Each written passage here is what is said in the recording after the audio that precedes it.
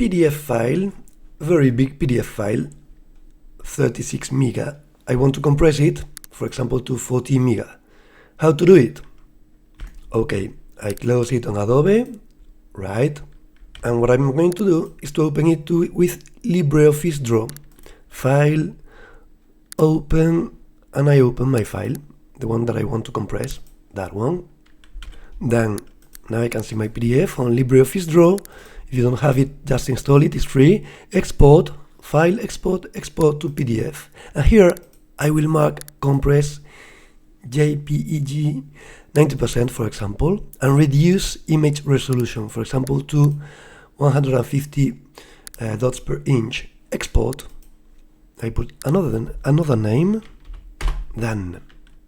Very easy and for free. LibreOffice Draw. It is done. Now I can take it, and the one that was 36 megas, it's now 14 megas. Just now, as you can see. Okay, enjoy. See you next time.